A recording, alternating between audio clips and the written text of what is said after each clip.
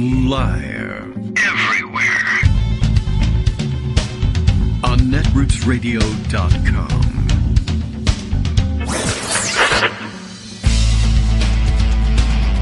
David Waldman. Kagro. In the morning.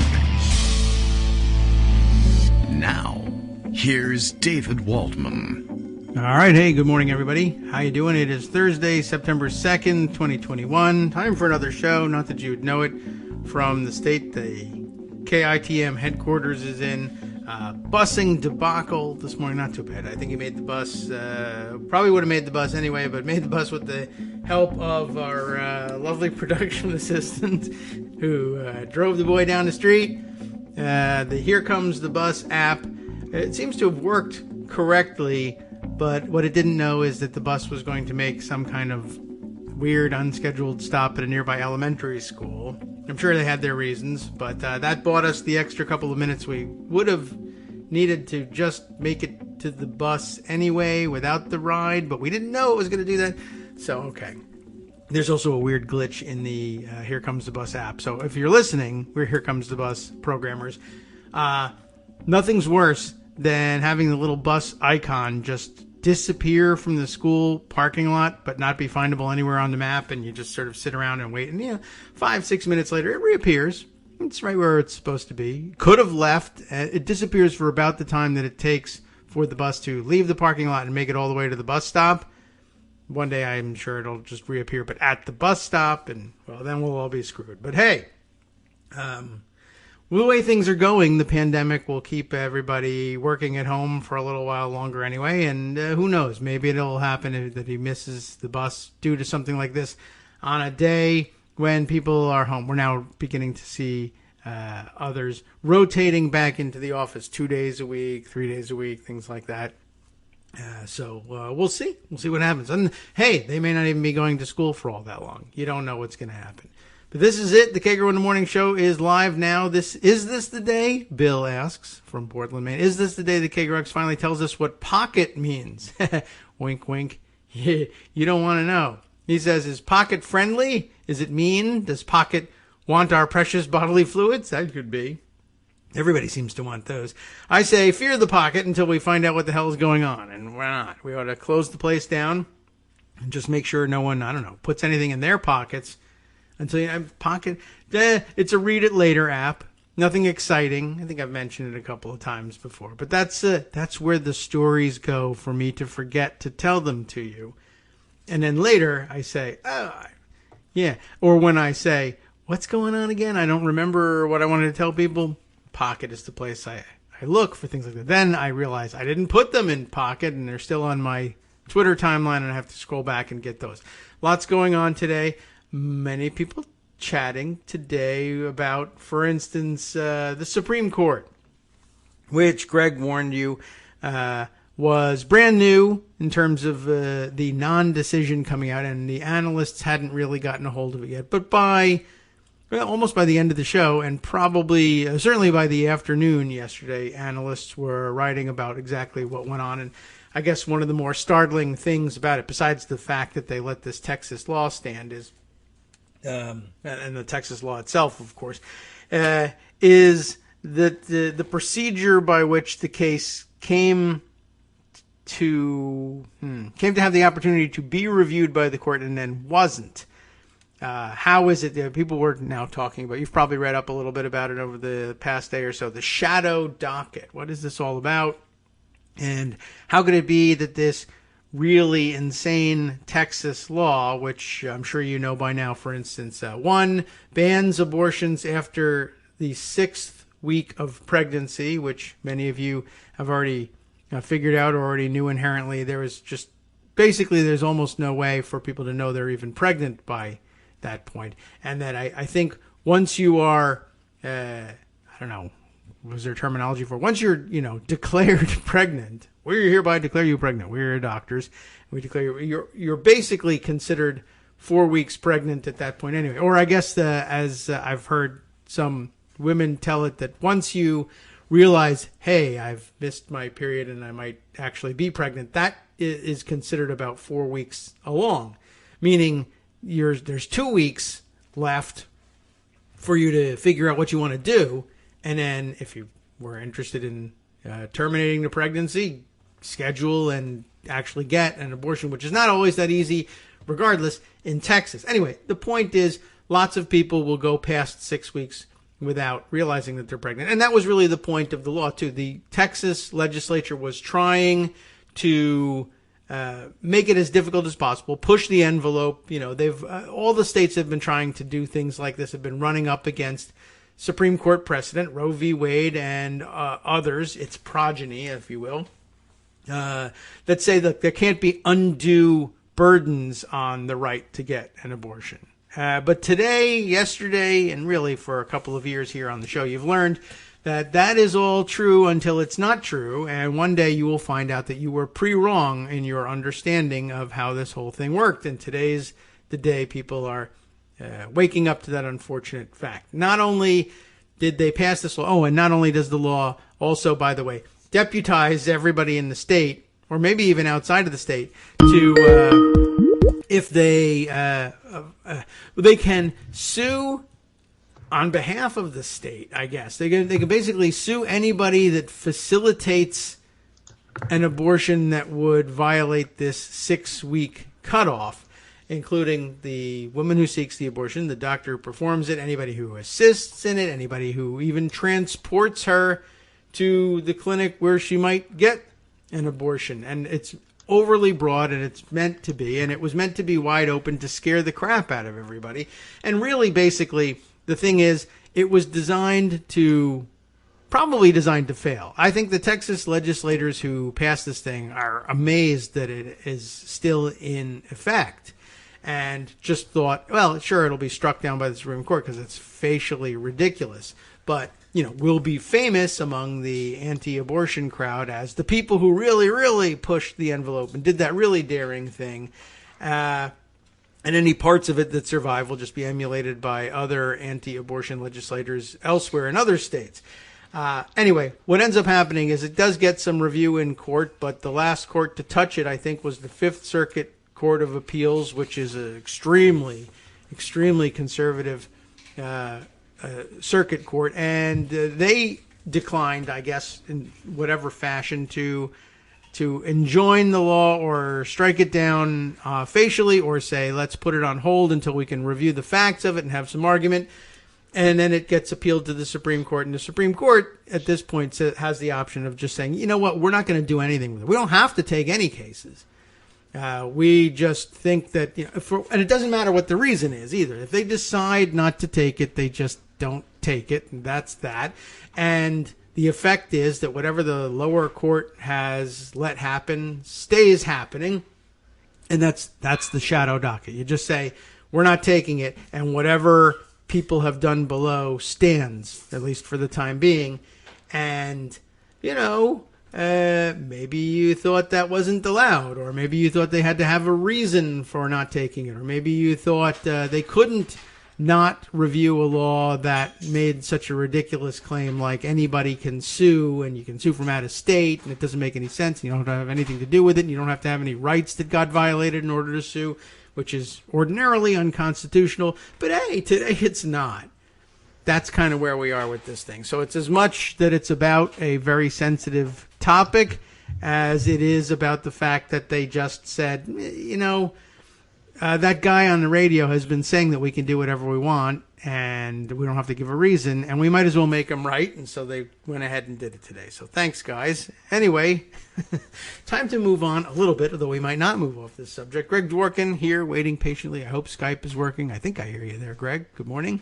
Good morning. Yeah, we'll talk about that and some other things. Sure. There was in my civilian non-lawyer mind, the shadow docket is the judicial version of Demon Pass. That is to say, you get to do stuff, but your name isn't on it. Yeah. And so it's really easy because that way you can't blame me, because where does it say I voted for anything? Right, that's true. I know, right. So right now Susan Collins is running around saying, you say that I said that Amy Coney Barrett wasn't going to strike down Roe v. Wade, and I'm wrong because she did, and she didn't. Well, except that. Yeah. That was just the shadow docket part of it. But last night at midnight, they came out with the formal part where they do have their names on it. Well, And so that's a different story altogether. In a 5-4 decision, they let it stand. And so that really is the wake-up call. I mean, you wrote about this a little bit on Twitter. I did. My version was today's wake-up call is brought to you by the Supreme Court. Most of the country is neither interested in politics nor on Twitter, so good morning to you all. Mm-hmm. And what you wrote is something along the same lines. Really, basically, the court can do whatever they want, and who's to say they can't because they're the court. Yes. Right? Yeah, so Justice Sotomayor, I think, Kagan and Sotomayor had very good dissents. I hate when they have very good dissents because that means they're in dissent, and so they lost. Right. But Sotomayor wrote, "This is untenable. It cannot be the case that a state can evade federal judicial scrutiny by outsourcing the enforcement of unconstitutional laws to its citizenry." By the way, it's 5-4 because Roberts voted with the sane people. Yeah, right. Oh, you can't do that. And it wasn't enough. And yet they are doing that. Yeah, Roberts should resign and say, I can't work in this place because they don't believe in the rule of law. But he won't. That's what he should do, though. Today, the court finally tells the nation that it declined to act because, in short, the state's gambit worked, said Sotomayor. The structure of the state's scheme, the court reasons, raises complex and novel antecedent procedural questions that counsel against granting the application, just as the state intended. This is untenable. It cannot be the case that a state can evade federal judicial scrutiny by outsourcing the enforcement of unconstitutional laws to its citizenry. Moreover, the district court held this case justiciable. Justiciable, yes, right. In a thorough and well-reasoned opinion after weeks of briefing and consideration. At a minimum, this court should have stayed implementation to allow the lower courts to evaluate these issues. Instead, the court has rewarded the state's effort to delay federal review of a plainly unconstitutional statute enacted in disregard of the court's precedents through procedural entanglements of the state's own creation. The court should not be so content to ignore its constitutional obligations to protect not only the rights of women, but also the sanctity of its precedents and the rule of law. I dissent. So, that pretty much says it. Yes. Well, like you said, a lot of, or as I was saying earlier today on Twitter, a lot of people believed that they would have to at least explain their reasons, and then you would be able to assail their logic and take it apart. And once you had made an undeniable case that they were wrong, they would at least be embarrassed. But the answer is they don't actually have to make sense. They don't actually have to write anything down at all. Well, Lewis Carroll had the answer. Oh, okay. When I use a word, Humpty Dumpty said in a rather scornful tone, it means just what I choose it to mean, neither more nor less. That's it. The question is, Alice, whether you can make words mean so many different things. The question is, said Humpty Dumpty, which is to be master, and that's all. Could have said law instead of word, and we'd have our current Supreme Court. That's it. That's all there is to it. Right? They who have the gavel make the rules. So how does this play politically is the next question. Oh, I don't know. I can't speak for how it plays in the law.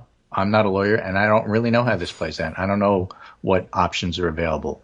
But politically, Matt Glassman notes, setting abortion aside, there's going to be a lot of crazy copycat statutes by state legislators of this goofy law, workaround framework on all sorts of constitutionally questionable issues. Good luck, federal courts.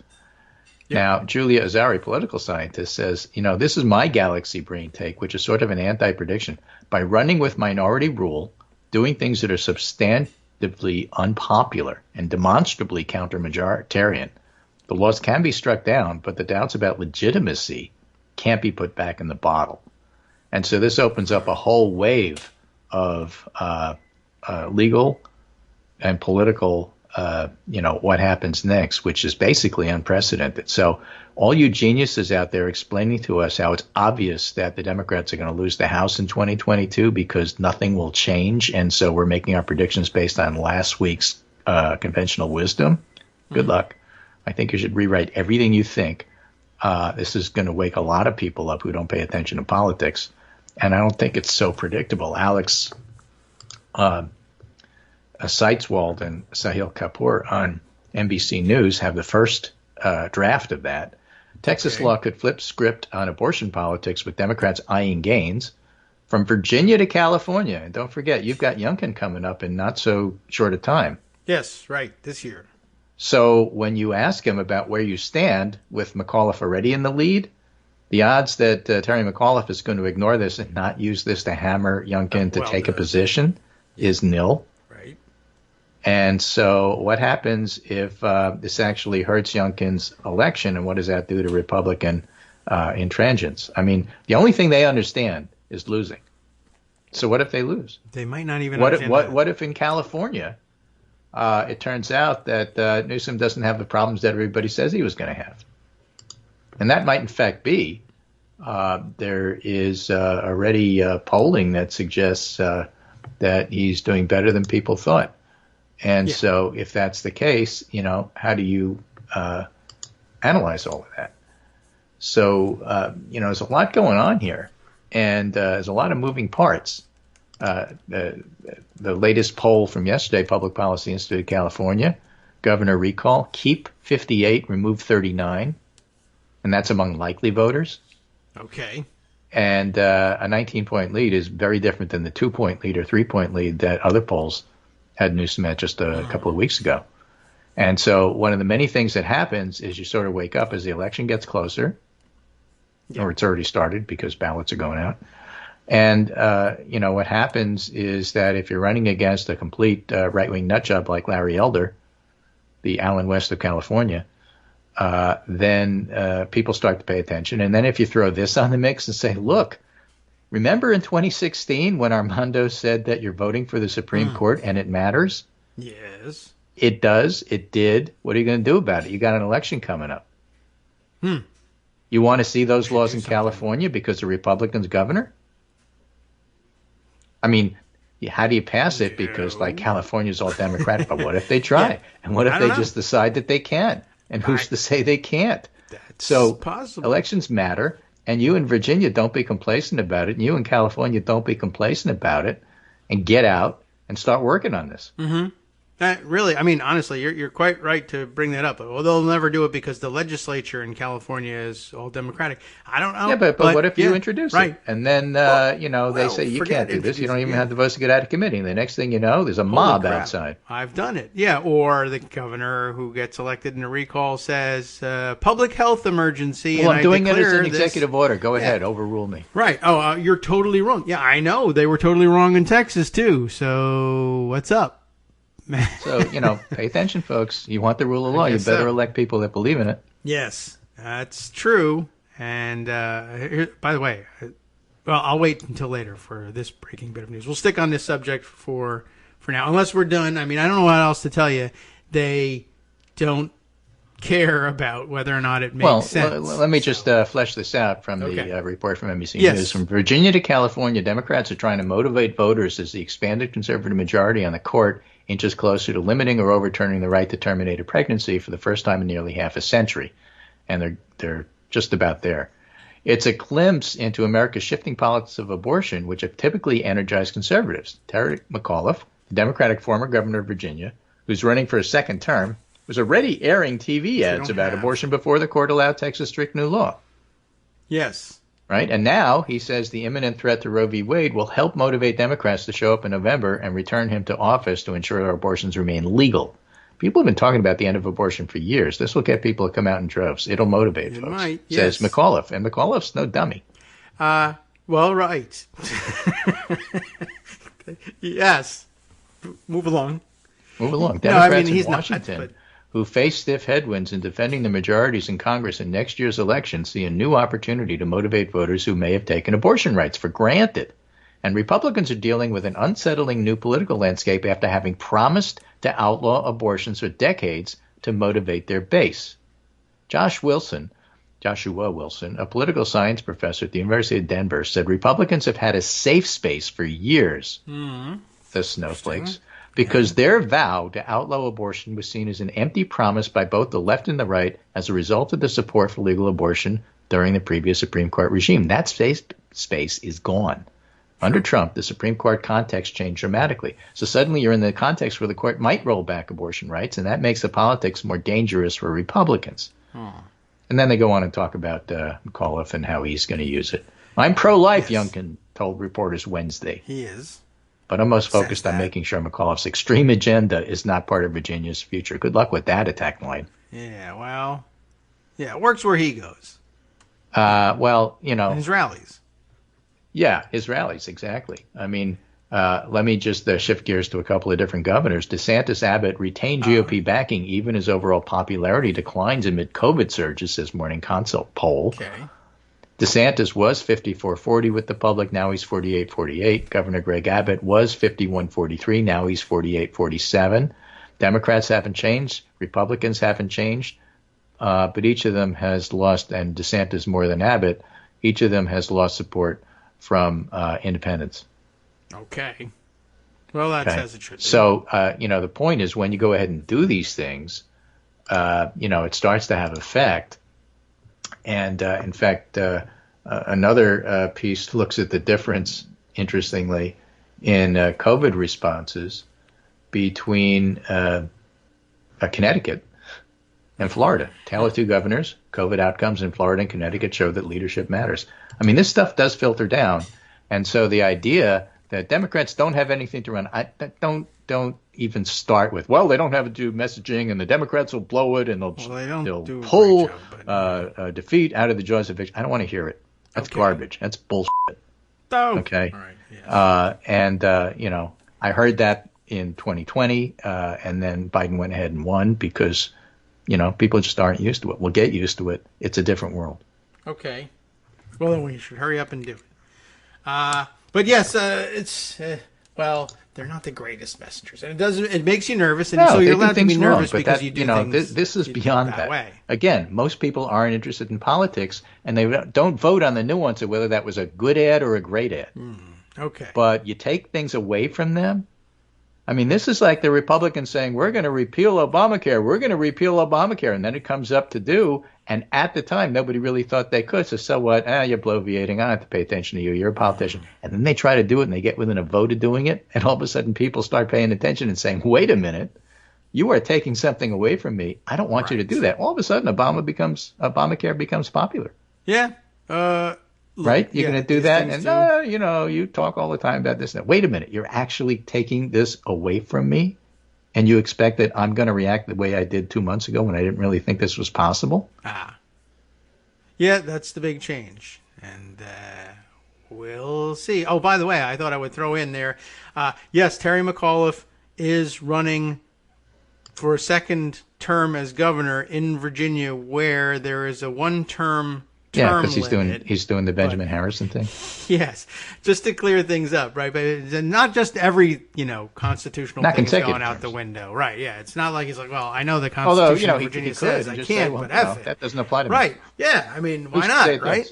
But he did the thing where he waited 4 years and then he comes back, and you're allowed to do that, and you're supposed to not be allowed to just do it twice in a row. But eventually, like a Republican will just go, I don't know, who's going to make me not to it. I remember when they said you couldn't run for president without showing your taxes, and that happened, so I guess we'll try this too. But that's not what happens right now. But still, okay, I just thought I would point that out.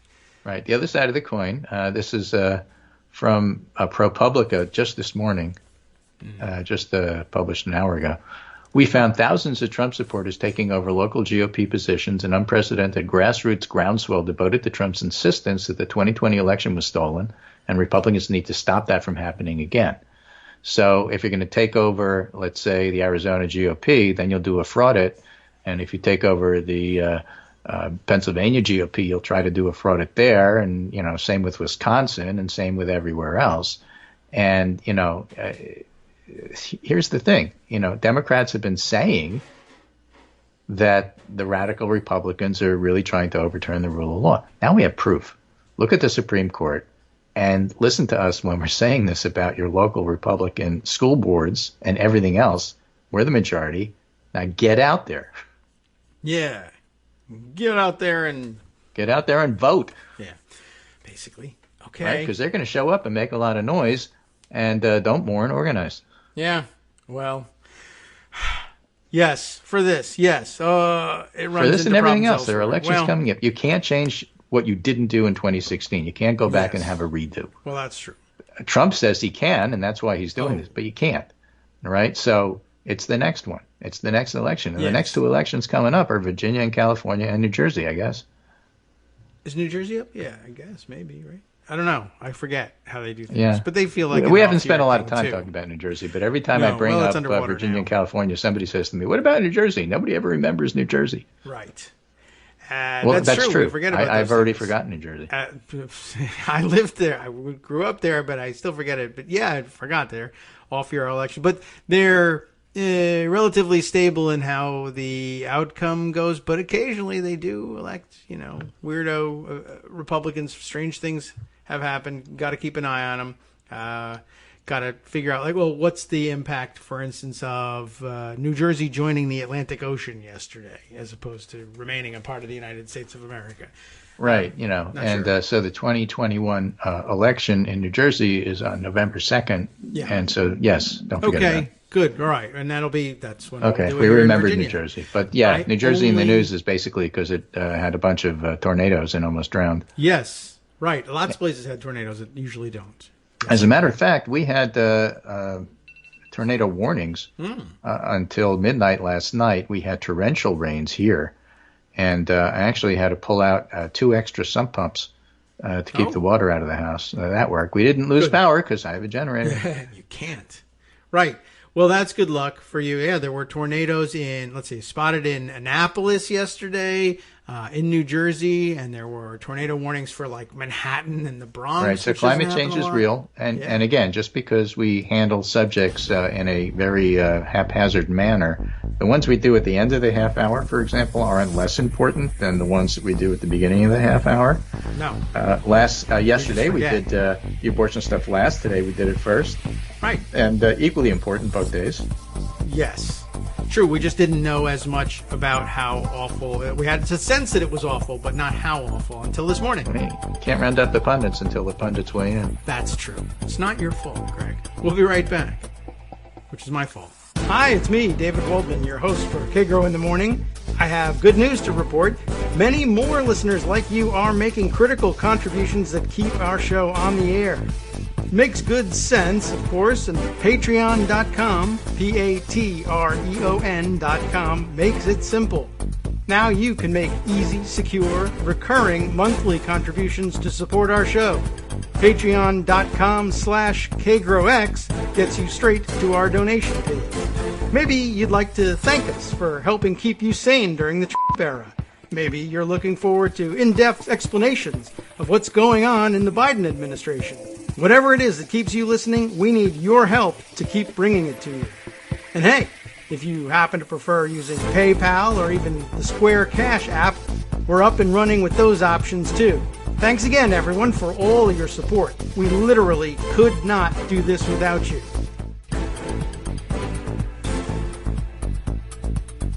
All right, welcome back now to the Kagro in the Morning Show here on Netroots Radio. Much more to go over. We could go on with the Supreme Court all day, and I don't know, we might, but it's not the plan. There's definitely other things, and we were just wondering how Armando's doing today, whether he's pacing the blood floor, pressure's all right. or, yeah, right, crashing things. He's driving maniacally around the town, almost crashing into things like that. I wonder what that little tinkling of glass in that sound effect actually was. I grabbed that from a actual phone conversation with Armando on the air at one point, which I probably should have said, maybe not while you're driving. Yeah, not while you're driving. Be safe. Yeah. So Ida turns New York City into a front line of extreme weather supercharged by climate change, says CNN. Yes. And you notice what we didn't discuss in the first half hour. Didn't. What was it? Afghanistan. Afghanistan, right. I noticed that. Yeah, the airlift is over. It'll be interesting to see. Well, the Supreme Court effectively overturned Roe, and New York City almost drowned. But for the latest in Afghanistan, here's Richard Engel on the ground explaining to us why this is all wrong and we should have decided to stay there forever. Yeah, well, it because didn't we rain. have video on that first day where there was chaos. Right, and we still have it. Still good. Hasn't been torrential rain there in some time. You'd be dry, and you I don't know what you wouldn't have the subway, but that's all flooded anyway. Right. So CNN goes on to say that after Hurricane Ida battered the southern U.S., its remnants lashed northeast on Wednesday night, transforming New York City into a danger zone Thursday morning. Ida dumped heavy amounts of rain on Central Park, and the subway was inundated with fast-moving floods, knocking nearly the whole system out of operation. If you build something in the ground, if you put it in a hole in the ground and then it rains, chances are you're going to get a lot of water down there. That's where the water These goes. are the kinds of scenes that scientists say the world will see more of because of human-caused climate change. Those of you who are New Yorkers understand that you don't drive on the FDR Drive when it rains. Right? It's only like a couple of inches above the East River, and guess what happens? It floods. Officials in New York appear totally caught off guard by the floods. I don't know why. Meteorologists who knew storms and floods are on the way, even roughly how much rain would fall, were surprised at the storm's pace. It's dangerous. We're seeing a kind of rainfall we almost never see this kind of speed. I was looking at the weathermen, including our own Connecticut people, posting last night. Is, oh my God, look at the amount of rain. It's like maxing out all of our radar predict. How much rain is going to fall? And they usually do this color code, where like no color is like no rain, and then green, and then yellow, and then red, and then a deep, deep purple. And it was like off the scale. And they said they'd never seen this. New York City is like, we've never seen New York City off the scale. And so it was pretty bad. New York Governor Kathy Hochul said she could not guarantee responders could rescue people. Hochul, I have to figure out what the governor's name is. Oh, yeah. Now that it's not Cuomo. The important thing is New York Governor, not Cuomo, said she could not guarantee responders could rescue people that may be stuck in their cars if it starts floating away like a boat on a river. 8 people have already died in New York, New Jersey. That number's up to 10 if you take the Northeast. And so far, the official numbers, this may not stand, but so far the official numbers of dead are higher in the Northeast than they were in Louisiana and Mississippi. They weren't looking. 4 in each. Yeah, I wonder if that was like, down south they said, look out, evacuate if you can. And north, and New York is like, oh, whatever. I heard that it was going to not only, I mean, New York is New York. You have to understand, for people who grew up, this isn't surprising. But in Brooklyn, they showed Grubhub and, other delivery guys bringing takeout in water up to their shoulders. Up to their shoulders? But they were still bringing it. What? And it's like, guys, stop ordering takeout. Yeah, well, don't put those guys in this kind of situation. What's the problem? I'm driving into this puddle in my bike, and the next thing you know is the only thing you can see is my head. And I'm holding up the takeout so it doesn't get wet. And I'll bring it because that's what I do. Man, and then people are like, I don't know, he's late. I'm giving that guy a tip. He probably didn't tip because they're late. I swam here. Yeah. I didn't ask you to. It's such a large area across the Northeast, and it only happened within a span of a few hours. There's nothing we have seen, especially in this region of the country. Our friend Steve Sinjai posted a picture, a tweet of a video of some guy delivering food in the middle of a flood, and said, "What the heck is wrong with you people? Why are you doing this?" And my answer was, "It's Brooklyn." Yeah. Oh, they're lucky that it is Brooklyn and everyone would recognize that guy as like a Grubhub delivery guy. In Louisiana, they say that guy just looted a food store and they shoot him. So like with several weather events over the summer across the Northern Hemisphere, Ida smashed records in some areas by huge margins. Wednesday was the rainiest day on record for Newark, New Jersey by a large margin, 8.4 inches of rain. Yeah. That's an amazing total. In New York City, more rain fell in a single hour, 3.15 inches, than at any point in the city's weather records, which go back to the 1800s. That's what, I mean, they said the record was now 3 inches of rain in New York City. And, it's not that far from Newark to Manhattan. Right. There's a river in the way. Now there's they broke all the records that were set last week. Yeah, that was the thing. I read that last night that they said they had broken the single or like a 1 hour rainfall record in Central Park last week at 1.94 inches. Yeah, and they blew that away with 3.15. Yeah. New York Central Park recorded 7.13 inches of rain, nearly doubling the previous record set in 1927. And 8 inches of rain in Newark. I guess that wasn't in a single hour, of course. But right, and for the first time, New York City gave a flash flood emergency. Really? That was the first time New York City's ever done that. We get those all the time needed here. It before, but they didn't. They neglected to give the warning. But now this time we remembered. Maybe that's what happened. So what's the role of climate change? Nothing. Scientists are now able to analyze exactly how much of a role climate change is likely to have played in a particular weather event. It's too early to make such an estimate for Ida, but trends in hurricanes of this force suggest a link. I guess it's technically too early. Just like I saw yesterday, a apparent tornado touches down, and they showed it along the turnpike in New Jersey, and everybody was like, I don't know. It's a pretty rapidly turning funnel cloud coming down from the sky. I think you could go ahead and pull the trigger on tornado, that. even without officially. Yeah. So what does climate change have to do with it? Well, it's too early to say, but probably we can flooding say in that New York. We're seeing more of these storms more frequently. Yeah. And so, that has a lot to do with it. So, on the one hand, coronavirus cases are rising still, but on the other hand, they may be steadying out. Oh. I think some of the more interesting stuff that came out yesterday was actually about masks. NBC News has this story. Largest study of masks yet details their importance in fighting COVID-19. Scientists conducted a randomized trial across 600 villages and more than 340,000 people in Bangladesh, and found that even some adoption of surgical masks made a difference.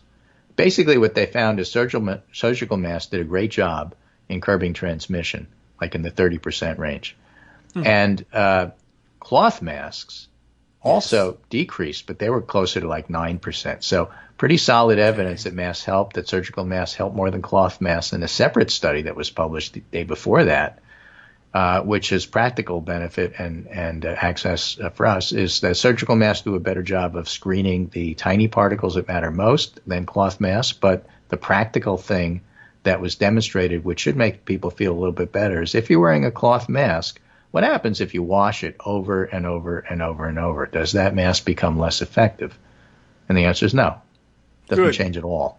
So that part's good. Yeah, so if you're using a cloth mask and you tend to throw it in the sink, gather 4 of them and wash them the way we do, or whether you throw them in the washer and dryer, using double masking, or in our case we use masks that have little pockets on it, so we do filters. And you can make a filter out of an old T-shirt. The cotton is pretty good, or you can buy them too. But just cut up an old T-shirt and use those as washable filters. That's cheap. Those are pretty decent. Cloth masks aren't as good as surgical masks. We have those too, and we tend to use them when going for things like, going to the pharmacy. And then KN95s or N95s, if you can get a hold of them, are better still. That's been known for a long time. We have those too. And I'll use those when I go to the doctor's office because I figure people are sick there. Yes. Right. Well, that's everybody has their own different way of doing it. There's no one right way to use masks. But the point is if you have been on the receiving end of, there's no proof that masks work, that's nonsense. And in fact, I have the long thread to prove, in fact, that that is nonsense. There's plenty of evidence that masks work, and if you're interested, here it is, so that your Scott Anderson readers can see the thread by Dr. Lauren Wilson, who is talking about Governor, what is his name, Gianforte in Montana. Right. Is that the guy that body slammed one of the reporters? Yeah. On Tuesday, Department of Public Health, Montana, wrote emergency order citing science, quote unquote, that masks don't work, a smattering of sources such as popular press, letters to the editor, articles they misread, and tweets. Might be a time for a giant thread on the evidence behind masking. Let's go! And by giant, I mean giant. Okay. Because there's a lot of evidence. That will help, because that's one of the most popular things to do on Twitter to troll people, is to say, show me one study that says masks work. And then this is necessary context when people throw out one-off colorful graphs of questionable provenance and saying, see? Yeah, I can't respond to all of that if I had a zillion hours in the day. Tippy, tippy, tap. Remember, scientific consensus is built on more than a cut-and-paste list of articles. Experts who review all the evidence as it comes out will tell you about greater than 90% of it aligns. Like climate, anyone? Same thing. Yeah, there you go. Masks are only part of a layered strategy to stop COVID spread, including vaccination, distancing, ventilation, hand washing, testing, quarantine and isolation, testing, tracing, all of those things, right? in that list is not washing your books, because all of these surface cleaning that schools are wasting their money on are stupid and should stop today. Some of which we do okay at the U.S., some of which we suck at, according to this doctor. Okay. But for myriad and sometimes obscure reasons, masks and vaccines have emerged as flashpoints from misinformation and lots of feelings. You know, we talked about box fans the other day, and they're cheap, and you can put them together for schools, and probably the teachers are stuck with doing it. But even so, they're not controversial, right? For some reason, masks are controversial. Do I want to be debating about masks all the time? I sure don't. So the necessary but long masks work. You haven't even gotten to the evidence yet. Right. Then it comes. First, okay. NIH-funded Duke Collaborative found low transmission in North Carolina schools with masking, even if distancing was not possible. And who knew? North Carolina kids sit 3 to a bus seat. Yeah. Pretty friendly down in North Carolina. Up here it's 2. Yeah. Oh, and I like that first pronunciation of North Carolina was very native. That sort of Carolina. There's no R in that. Nice review of 7 studies showing positive effects of masking in different settings, from Beijing to Bangkok to a hair salon in Missouri. Bigger. Okay. An enormous narrative review of 140 studies on masking and COVID. You're welcome for not listing all 140 individually. But where's my RCT? What? Right? My randomized controlled trial. Right, yes. Where is that? Bam! Here's one. Cluster randomized 300K people. Villages with higher masking rates equal less COVID. Surgical masks are better, and the effect was seen even with less than perfect compliance. If you bring in the earlier negative Dutch trial, accompanying editorial, results of this trial should motivate widespread mask wearing to protect our communities and thereby ourselves while we await more definitive evidence during this pandemic. Also related, another great thread by somebody else about how randomizing individuals isn't a good study design for masking. Right? And bonus for those asking for blinding study, how would that work? Like, am I wearing a mask or am I not? Well, you haven't done a triple-blinded study. Like, you know what a triple-blinded study is. Poke your eyes out and do the hokey-pokey, turn yourself around, see what happens. And then she just gets started. It just goes on and on and on and on. It's a great thread, has plenty of evidence. And if you were wondering whether or not there's evidence, well, there's the Bangladesh study from yesterday, and there's this from today. So, yeah, you got your evidence. You could use it. News you could use. Yeah, it won't work against those people, but then just ignore them. That works, too. Mute them. And don't give them your time. Right. So there you go. A little self-help there. Except I gave it to you. Let's see what else we got here. By the way, I just want to mention it's not the most important thing in the world, but I just don't want to forget. Apparently, the Virginia Supreme Court, or whatever you call it, has said it's okay to take Robert E. Lee's statue down. Yeah. Good for them. And that's part and parcel of showing up for elections and turning a red state blue. Yes. So, if you want that sort of stuff, keep doing it. And here's another, there was an effect. A fellow named Elijah McClain, if you don't remember, was a young black man who was placed in a chokehold and given a sedative and then died. He was walking home from a store. He was wearing a mask. He said he had a blood disorder and he needed to stay warm. And this ended with him in a carotid hold and injected with ketamine. Injected. Amazing. Now, here's the weird part.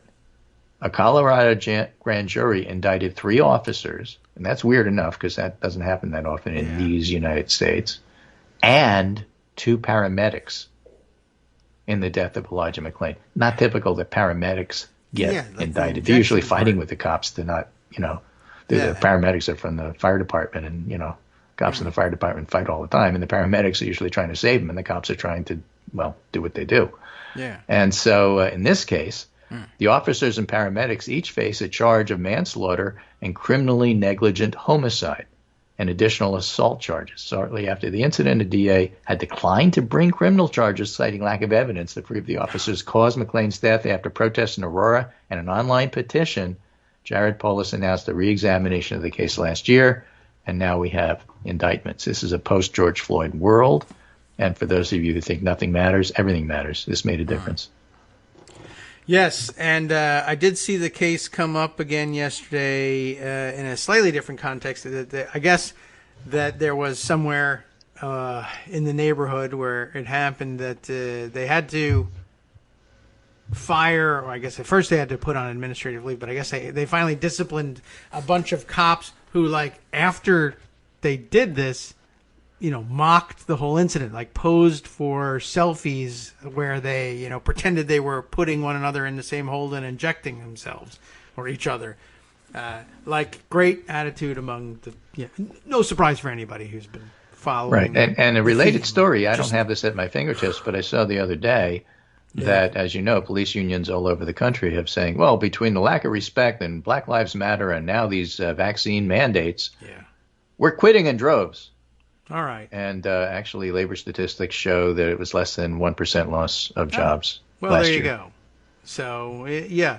Right. I guess they don't really put their money where their mouths are. They don't defund themselves. You'll have to do it for them if you want to. So, okay. Good for you, cops. That gives you something to aspire to. You still have a goal. You can still quit. Okay. So, we have less topics to talk about today. Anything to say about Afghanistan? It's over. And so some of the people who said, this really was the right thing to do, as messy as it is, are still out there. And there are other people who are working the angle of, I found this one case that you need to know about because it's awful. They didn't get out. And chances are that case is awful. Chances are. Because we never know the whole truth. But it's not going to reverse the decision. It's still over. And, for the press and the media who have focused on this like a laser, as if it were Hillary's emails. Pardon me. Yes. Go ahead. But not focused on what's happening in Texas in the Supreme Court and the shadow docket. Just redo the way you do the news. I guess so. By the way, I did send you, I know you saw via Twitter the other day, that group of families that were on a summer vacation in Afghanistan managed to get out. So, not all of them. No? Oh, I thought... so many of them got out, according to others. Well, there's okay. still some there. I still don't necessarily think going there at that time was like the wisest thing in the world, whatever your reasons. I don't think so. But, the U.S. is still working to get them out, just as the U.S. is still working on getting out, the 100,000 or so Afghans who work with us who haven't gone out yet. It's according to some statistics, we got 120,000 people out. About 7,000 of them were Americans, and the rest were Afghans. Yeah. But not all of those were people who work with us. Well, how did they get there, and how did they get visas? And that's not talked about at all. The real story is all the people we left behind. Well, we left millions behind. I mean, a lot of people would. We should have. We could have. I'd like to move. We didn't. Yeah. I've been thinking of relocating, maybe to expand my work opportunities. Like we might not have a seat for them yet. That's true. I don't know. And the answer to that, for the most part, all of that is true. We should do everything we possibly can, and it would have been great if it were twice the size, the number that we got out. And it would have been great if we could have done it earlier without making it worse, which is unlikely. Mm-hmm. And it would be even greater if you had a better plan on how to do it, which you don't. And, if you're using it as an excuse to say that's why we should have stayed, basically you're an idiot. Okay. Well, that's quick and easy. And we'll see how many accept. Now, if you have other, I'm not saying we should stay. I'm just saying the way they did it, fine. Then, point out the better way. Yeah. Okay. Point out the better way, because you never have. Right on it. Yeah, right. Well, I don't like the way it was done. Show me one study. Yeah. I guess that's it, right? You could say, show me one double-blind study that says it would have been better your way. Try that. I mean, apparently that works, at least in some quarters. So I'll have to read up on the San Diego area. Well, speaking of snappy comeback, somebody posted the usual thing on Twitter about, I'm not taking a vaccine. I trust my immune system. Oh, yeah. And my answer to that is, okay, tell me what's in it. In the immune system? Oh, yeah. Yeah. Do you know? Of course you don't know. It's you don't know a goddamn thing about it. So why are you telling me that your immune system is going to save you? That's true. And you won't take the vaccine because you don't know what's in it. What's in your immune system? I don't know, but it was already there. I don't know, but okay. Well, you just said you're not going to do stuff if you don't know what's in it. I didn't mean that. I meant your thing. Oh, yeah, right. That's a good question. I was wondering about that, ivermectin. And what I guess I'd like to know what are the active ingredients? Well, I'm going to now? GNC and Go take look for everything other in the things? store. Well, what's in it? Well, I don't know. I don't know. Right. But they got a picture of a The muscly point is guy on the on libs. it. Yeah, I guess so. I was wondering about that with ivermectin. I was wondering, by the way, if you could make it work like... And speaking of GNC, why did I bring up GNC? Oh, the why? latest to get the COVID, of course, is Joe Rogan. Oh, yes. Right. What supplements does he take? I don't want to know. Yeah, he doesn't want to know. And, he says he's taking ivermectin, but you pointed out also, apparently he went and got the monoclonal antibodies, too, so that he can say, ivermectin cured me at the end. Right, exactly. Sounds like a good plan. By the way, the plan's getting more and more dangerous as we speak. This morning, I have a report from The Hill. I don't know where it originally came from, but word is, according to them, that a particular Brazilian pit viper, the Brazilian, ready for this one? Yaracucho pit viper venom shows promise as a drug to combat COVID. And you know how people in MAGA world are going to take that, But right? only in Republicans. Right, exactly. They did the double-blind that's the study, RCT trial, and found it only works in Republicans. That's right. And when the snake bites you, you're blind in both eyes. Double-blind study. And try it out, everybody. Just like they say, ivermectin works, so that people are eating horse medicine because it's got that in it. There is a human ivermectin kind of out there apparently, but for something completely different. But anyway, people are eating the horse thing. They found out, hydroxychloroquine works, and they have it in this fish tank additive, so I'll eat that. So I can only imagine what's going to happen once they find out that there's Brazilian pit viper venom shows promise as a treatment. How much, how do you administer it, what else is it mixed with? I don't know. Get a snake. As we get to the close of the hour, and I'm just about done, I just noticed this. I noticed it after I made my comments, but Eric Bollert writes, Afghan obsession, how the press missed the Texas abortion story. Listen now, ignoring big news on Press Run Media, his website. Yes. And that about sums it up. Yep. I'm surprised I didn't see anything about Hillary's email today. Right, you didn't, and that's because if you jump in a pit full Terry McAuliffe. That reminds me of the laptop that found more of Hillary's that emails. Could do it, right. So, okay. Why does Terry McAuliffe remind you? Well, he's a Democrat, and, he's from that era. Yeah, I mean, that's Did he have anything to do with it? No, but it's a good excuse to write about Hillary's emails because, that got a lot of clicks. Yeah. I don't know. Well, he was a big shot then. He's a big shot now, so he must have had something to do with it. Hey, we own the station. We own the website. We own the cable network. We make the rules. Really. Who's to say we don't? Supreme Court? Nah. Yeah, they're not going to do it. They're not. Even if they do, who cares? We'll just stop listening to them. All right. Well, I guess that probably that wraps us up. I guess in terms of the major topics, I have a bunch of minor topics I can share with you later. So. That'll be our second hour, unless Armando calls or something like that. I think he's busy yelling at people on Twitter and is having a good time doing it. We might even follow what's going on there. But I think we predicted it pretty correctly. And right now he's out defending the nuance of his preference for expanding the Supreme Court, everyone firing back. Well, then the Republicans will just expand it after that. He says, I know. That's pro tip in dealing with Armando on Twitter. Don't respond with a simple, but that's not what it means, and then just stop there. Oh, yeah, I don't think that's going to work. Not a good idea. Okay, that's a pretty good tip. I would imagine that'll save people a lot of heartache. But because it means that the challenge is you need to explain yourself more thoroughly, that might also be a good idea to just say, you know what, maybe I won't engage. If you're not into spending an hour or more on it, you can't just drop a bomb and walk away. Also, if you really don't know, respond to that. Yes. Don't start. Oh, right. Well, that's always good advice, but that's usually ignored. Okay. Well, I have all sorts of little tidbits that operate around the margin of all these things. I don't know if there is any other blockbuster story that we're missing. Well, there's the Caldwell fire in California. What?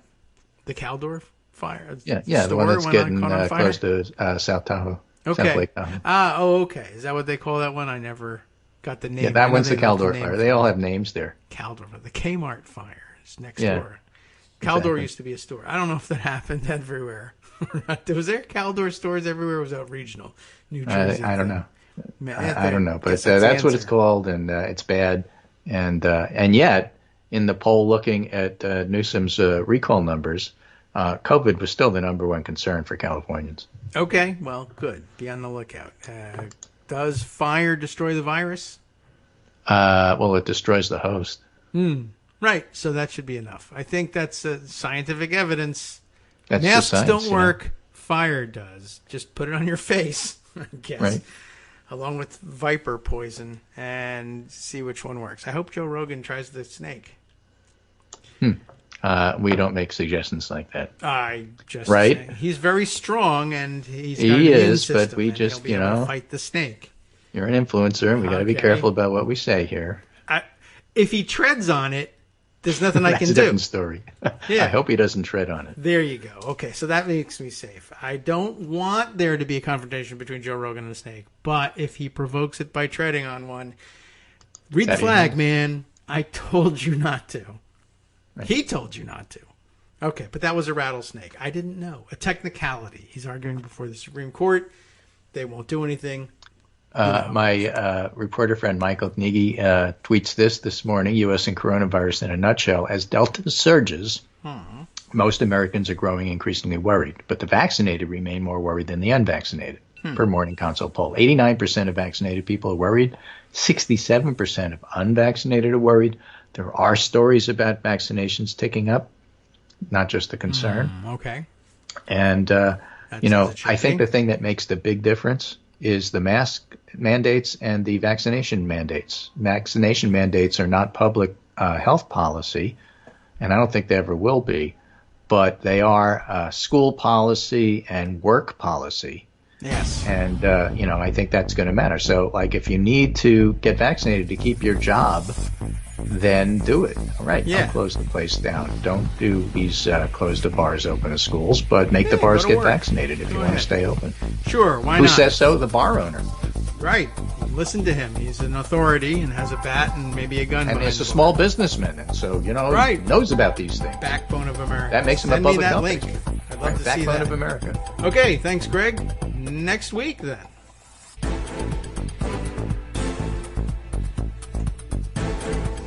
All right, welcome back now to the Kagro in the Morning Show here on Roots Radio.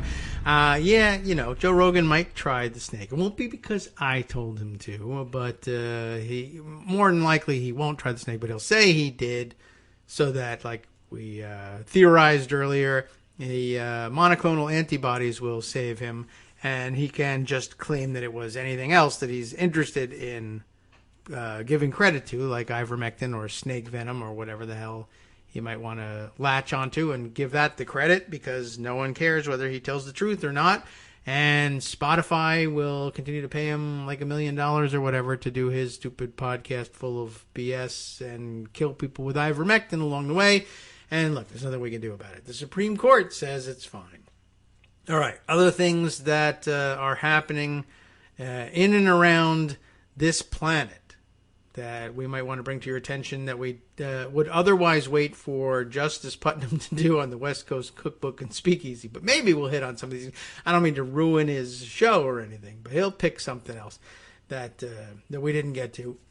Let's see, what's the picayune stuff that I've put aside? And a lot of it is in the form of tweets now being stored in Pocket. That's right, Bill. That tells me who tweeted it, but not what the tweet was, so I have to open it up and find out. But I'll just sort of run through a couple of these stories here. First, also from the Hill, where I get apparently 90% of my content, which is terrible because they're not really good, but they are good for bringing things, stupid and otherwise, to your attention. And then you can research them elsewhere or rebut the articles. It's good for content for us here, but okay.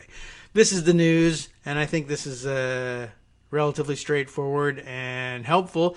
House committee moves, and you can trust them more or less on what a House committee is doing.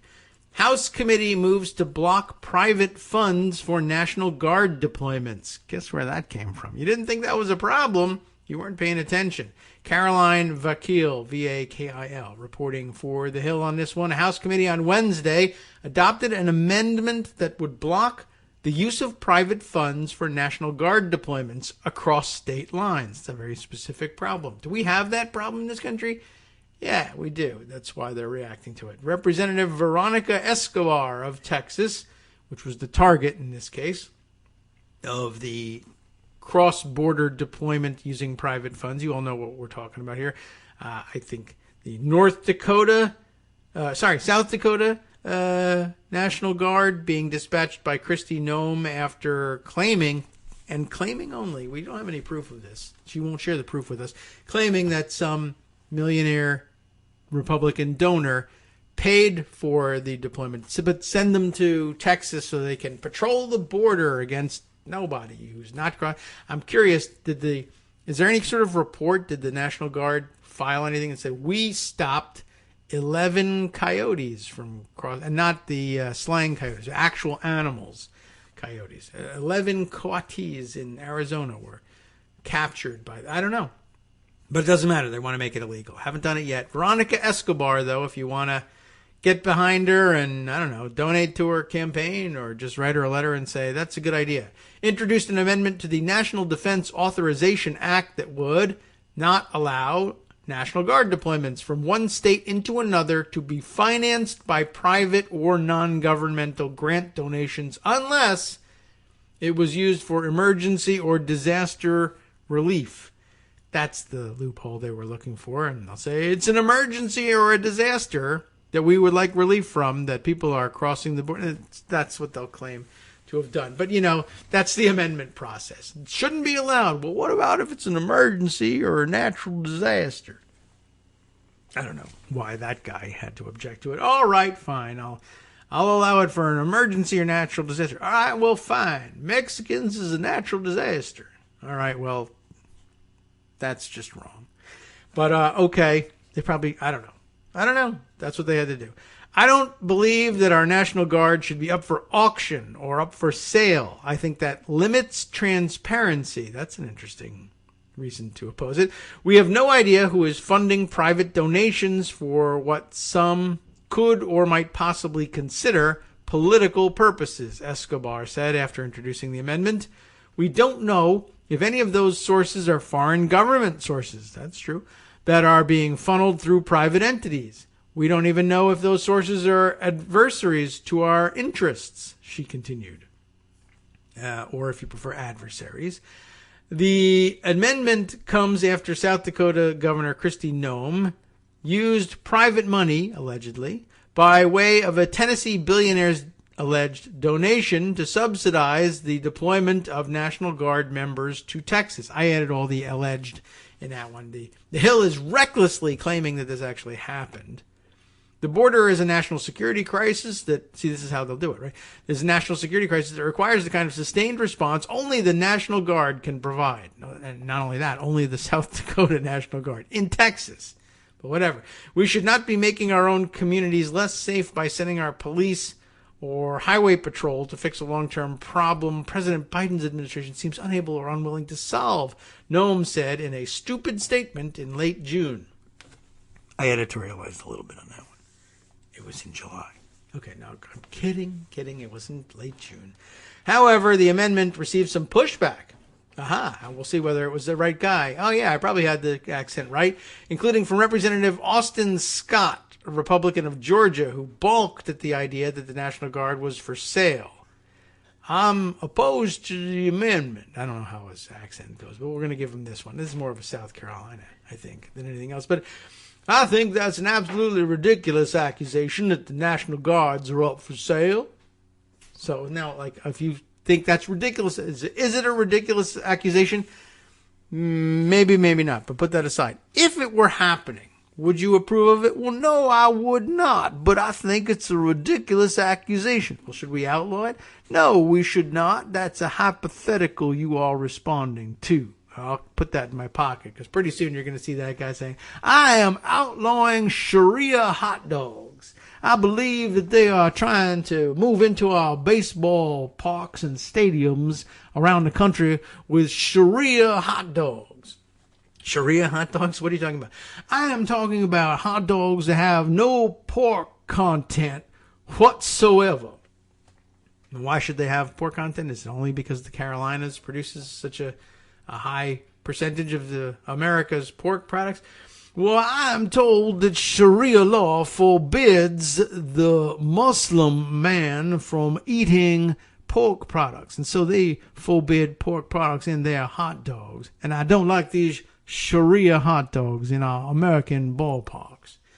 All right. Well, I mean, they're Hebrew national hot dogs. I mean, you understand that, they are also compliant with halal rules under Sharia law, but, they don't contain pork because they're kosher.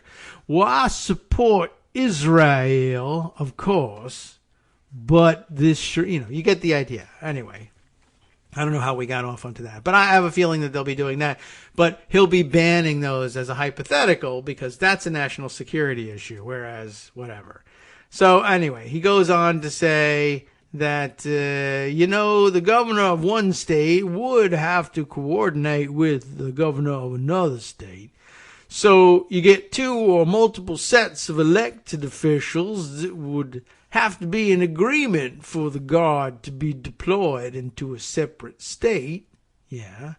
Well, there's just no reason for this amendment, and I'm opposed to it. Now, how is the fact that you need two governors to agree in order to do something like this make the amendment unnecessary if we just saw it happen? I don't know. I actually don't have an answer for that. However, I will point out it is lunchtime. I don't know. So that's the end of the argument. I do want to point out, is this still him? I don't know. Because if it's still him, I have to read it real slow like that. No, it's Adam Smith of Washington, who probably speaks a lot quicker than that. I do want to point out that, sadly, this is not a hypothetical. It's as if I had read this article ahead of time. This actually did happen. I could be one of these guys.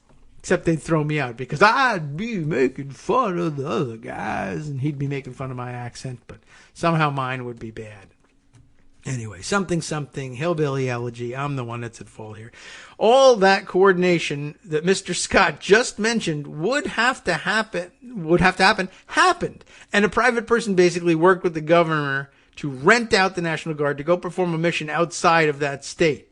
House Armed Services Committee Chairman Adam Smith of Washington responded. And he is right. Mr. Smith went to Washington and said the right thing. It didn't matter in terms of convincing Austin Scott that didn't have to, he didn't have to block the amendment. It was nonsensical. But just like the Supreme Court, his explanation doesn't have to make any sense. The votes cast. He voted no. Thank God there were more yeses. And I guess they did adopt the amendment, even though Austin Scott says there's no reason for it. I don't know how old Austin Scott is. I'm sure he speaks faster and more clearly than that. But if not, that's hilarious. Please write me and let me know. And all of you Southerners can complain about that. And you know what? Send me a segment in your worst Northern accent or even New Jersey accent, which I've apparently lost along the way. Anyhow, and we'll play it. It'll be fun. People enjoy the accents. All right. What is this tweet that I can't remember? Ah, yeah, right. Oh, yeah. This is news. I'm pretty sure there's an article about it here somewhere too, and that makes it even more exciting because I can speak authoritatively to it by reading you the article. I know there's a CNN one around here somewhere. Come on. Where is it? Things are happening in Trump legal world. And I thought I would tell you about it. We can even make a theme out of it. The one I was going to tell you about, here it is. I think CNN. Come on, CNN. Yes. Oh, my God. Jeffrey Toobin's face is in this. But it's just his face. So don't get too worried. I'll be okay. Makes me nervous, though, to see him on screen like that. Another Trump Organization executive to appear before New York grand jury as prosecutors probe former president's business. They're getting all up in his business, and that's why Jeffrey Toobin is here, I guess, to tell us about it. But the writers of the piece for CNN are Paula Reed, Kara Scannell, or Scannell perhaps, and Erica Orden, who tell us who the person is. And those of you who have dug deep and followed, for instance, Dear Wooter, for instance, on Twitter, who's very, loves to parse this information. I'm sure he's very excited about this. The Trump Organization's corporate director of security is expected to appear before a grand jury on Thursday in Manhattan. That is today. Manhattan is, of course, flooded, so I don't know whether he's there or not, where prosecutors are investigating former President Donald Trump's business, according to a person familiar with the matter. That would be everybody in the world at this point. The executive, though, is Matthew Calamari Jr. It's a funny name, but everyone remembers who they are, the Calamaris working for the Trumps. Matthew Calamari Jr. was served a subpoena to testify, and he is expected to appear to answer questions before the grand jury, the source said. Calamari Jr. is the son of the company's chief operating officer, a longtime Trump deputy who was also under scrutiny by prosecutors in the Manhattan District Attorney's Office. The Wall Street Journal was the first to report on Calamari Jr.'s expected grand jury testimony. You may remember his name. We read about Matthew Calamari Jr. a long, long time ago. When we were reading probably pre-2016 election, maybe? Or just after, about Trump and his surveillance proclivities. And Matthew Calamari Jr. was a guy who allegedly had a lot of knowledge about how much equipment was installed and where it was, and he was in charge of his security and stuff. And I think we read his name in connection with the wiring of what Trump called his safe house in Washington, D.C. before he was elected, a townhouse situated alongside the Trump National Golf Course right out here in Loudoun County, which he offered up to favored politicians to stay in while they were in the Washington, D.C. area. It's not very convenient. I would be pissed off, by the way, if I had meetings in downtown D.C. If I didn't have a driver, particularly to drive me, it's really quite a headache to get into D.C. from out here, but, maybe he provided him with a limo as well. But he let politicians stay there or whatever, but apparently it was wired top to bottom for sound and video, too, which he claimed was, well, that's security. I want to make sure no one breaks in. But, P.S., it might also possibly have been, recording those people for blackmail purposes, but maybe we'll find out when Matthew Calamari testifies before the grand jury. Calamari Jr., as I said, is the son of the company's chief operating officer. That'd be Matthew Calamari Sr. Let's see. Under New York state law, Calamari Jr. will be granted transactional immunity on the subjects he testifies about. What do you know? The decision to bring him before the grand jury signals prosecutors do not plan to indict him. He'll spill the beans, I guess, in exchange. Although we'll see. They may have to go back on that because he won't be cooperative and helpful. We'll see what the deal is. A spokesman for the Manhattan District Attorney's Office declined to comment. In July, the District Attorney's Office charged the Trump Organization and Chief Financial Officer Alan Weisselberg with a 15-year alleged tax scheme, saying they systematically avoided paying payroll taxes and income taxes on fringe benefits, including rent-free apartments, cars, and private school tuition. They pleaded not guilty. Since prior to the indictment, Calamari Jr. and his father have faced questions by prosecutors about whether they properly paid taxes on subsidized rent and cars that they received as benefits from the company. CNN has previously reported. In recent weeks, the district attorney's office has been pressuring Matthew Calamari Sr., known to be a fiercely loyal employee of the former president, to cooperate, and discussions between prosecutors and his lawyers have continued, the source said. Well, they seem to have gotten his son, maybe kind of sort of, on board with testifying, although who knows how well he'll honor the agreement.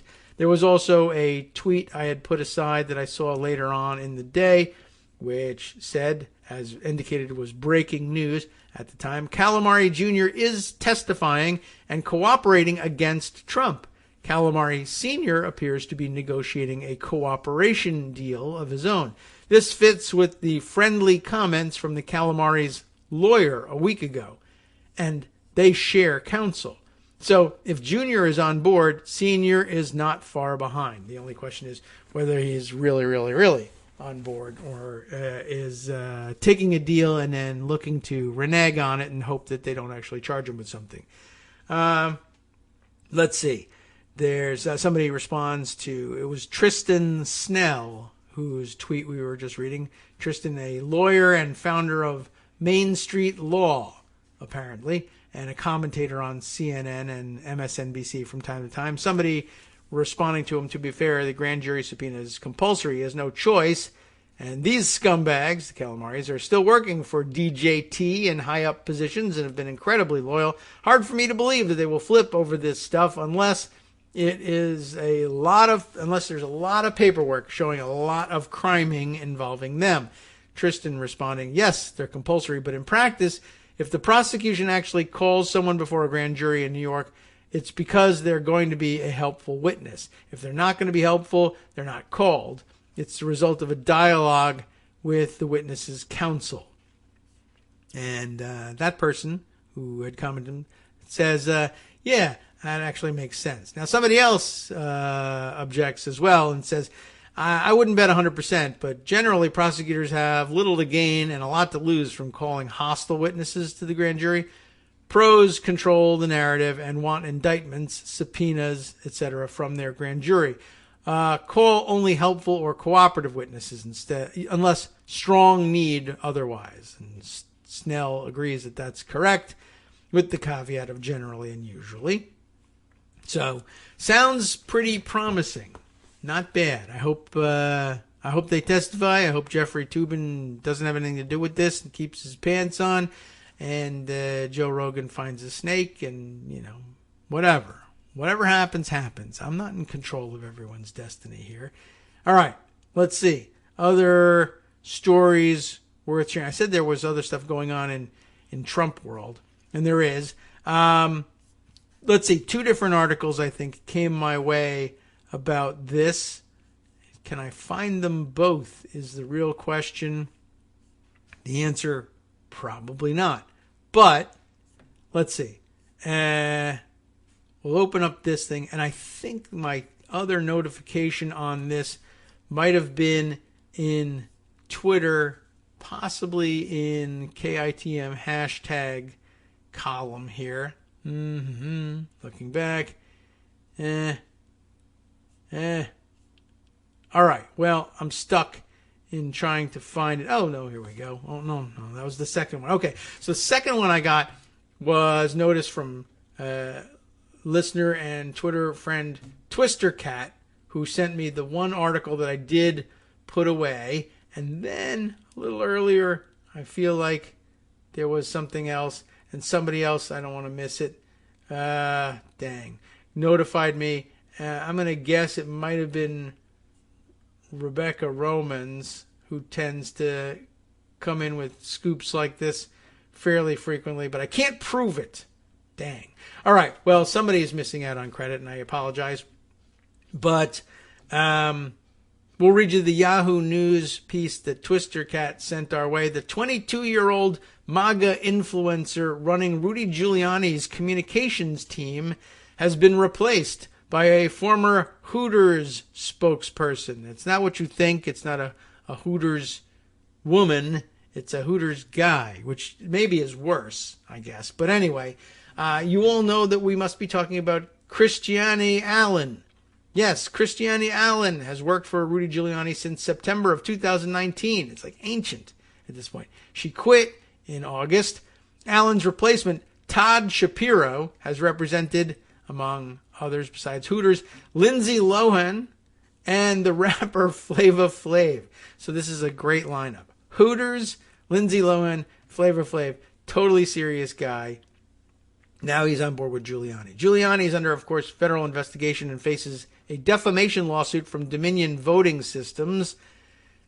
Here's the main body of the story. Christiane Allen resigned from her position as the communications director for Rudy Giuliani, whose mounting legal troubles include a defamation suit from Dominion Voting Systems and a federal investigation into whether he violated foreign lobbying laws through his work in Ukraine, the Daily Beast reported. And I bet that's the other article that somebody sent me, but it won't tell me who sent it.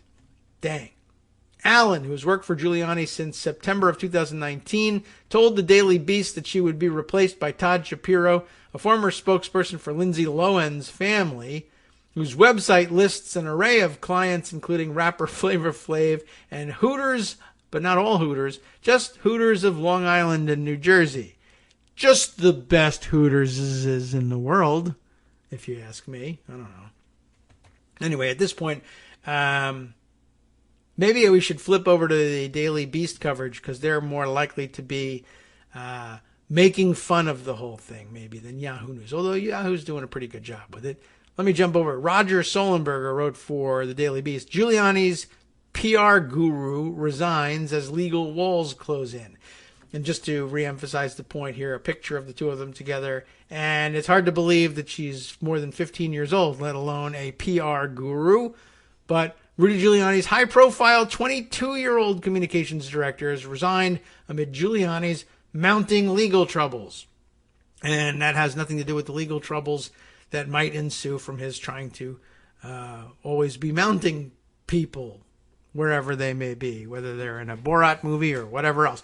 As Rudy Giuliani navigates an increasingly lonely and stormy world amid a federal investigation and a $1 billion defamation suit, he'll now have to do so without his young but trusted communications director, who I wonder if she booked the Four Seasons thing. Christiane Allen, the 22-year-old MAGA influencer who joined Giuliani's team in August of 2019, has resigned her post at Giuliani Communications LLC, effective this week, the Daily Beast has learned. Allen says she has been replaced by Todd Shapiro. You know about him. By the way, among others represented besides the Hooters of Long Island, New Jersey, and Lindsay Lohan, there's also he claims to have represented Trump properties, I don't know, individual properties perhaps, and Carolyn Maloney, Democrat of New York, mixed in there too. Allen, who traveled extensively with Giuliani and spearheaded a number of efforts to modernize and expand the former New York mayor's social media and digital presence, said in a statement that she felt incredibly blessed to have served in the role and was signing on with a new startup company whose name she wasn't at liberty to reveal yet, which is amazing because she's totally into liberty, which also reminds me, by the way, that she's a Liberty University non-grad, I think, right? She was going to Liberty University online for a while, and I don't think she's graduated. Just as well, because also in the news today, as it turns out, Liberty University's campus is riddled with COVID cases. By way of, I'll make the quick report here. I think they compared them to like four of the larger universities in Virginia.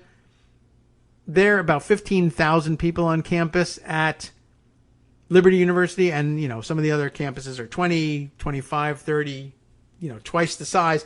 But the UVA has like 47 something maybe cases of COVID, and they were one of the larger instances there. Something in the neighborhood of 30 or 40 at Virginia Tech, maybe. Virginia Commonwealth University had a couple. I think there was 12 at James Madison University. 470-something cases of COVID at Liberty University, where they said, we're not going to do masks, and we don't care about whether you got a vaccine or not. And surprise, they got all the kids together, and now they all have COVID. Anyway, I'll get to that news perhaps at greater length later on. But first, she's incredibly blessed, yada, yada. She's not at liberty to reveal where she's going to go work yet, but she loves liberty nonetheless. As I reflect, I am proud of the accomplishments we achieved, which, whatever, not great writing. One of which was building Rudy Giuliani's Common Sense podcast. From conception to one of the top political podcasts in the country in under a year. Maybe, she said. Looking forward, I once again feel blessed. I'm blessed what I did. I'm blessed what I'm going to do. Once again feel blessed to have the opportunity for continued growth and development with a rising tech startup. Rudy Coin. I don't know. We'll find out later on. All right, anyway, Allen boosted Trump's 2016 campaign and went on to quickly ascend through the MAGA world. Giuliani hired her at age 20 when she was a student at Liberty University online, and she helmed his communications and social media efforts through a number of turbulent scandals, none of which were her fault, I'm sure. Her tenure began amid the fallout from Giuliani's Ukraine meddling and then President Donald Trump's 2019 impeachment. She was later at Giuliani's side during the Hunter Biden laptop fiasco ahead of the 2020 election, as well as during the post-election litigation and PR blitz that ultimately cost Giuliani his license to practice law in Washington, D.C. and New York. What a PR genius She is. Her resignation comes at a stressful time for Giuliani, who earlier this year laid off other staff members under financial pressure from mounting legal bills. The former mayor must now navigate a PR team shakeup while fighting on several fronts, including civil suits related to his election challenges and a federal investigation into his alleged foreign influence work. At the same time, Giuliani finds himself increasingly isolated from the Republican Party, and his longtime friend, former President Donald Trump, seems to have all but abandoned him because that's the kind of guy he is. Too bad. We'll be right back. Sup, fam? It's your boy Darwin, aka Darwin_Darko, aka the most reasonable man in America, aka KITM's senior black correspondent. You might remember me from such recordings as Spacemen vs. Space Cadets and We Need to Talk About Joe Biden. Today, I want to bring you good news about that thing you've been struggling with. Do you suffer from giving too much of a damn? Do you turn on the series of tubes and find yourself outraged at the particular way some news organization strung some sentences together only to realize, nope, this is not some fictional hellscape? Well, guess what? You no longer have to accept the life of giving too much of a damn. You can do something about it, because even you, yes you, can be a show contributor. Now I know what you're thinking. Hey, Mr. Most Reasonable Man in America, I'm not some professional podcast talking guy. Don't worry about it. Do you have a smartphone or some other electronic recording device? Well, that's all you need. You too can have a segment where you can read us an important article and give us your take. Read one of your own original essays, or even just give us your commentary on something you'd like to share that's important to you. Fair warning though, side effects may include general punditry, having opinions and hot takes, getting stuff off your chest, and hearing your own voice. If your recording lasts longer than 5 to 7 minutes, please consult kagrox@gmail.com. That's KAGROX@gmail.com.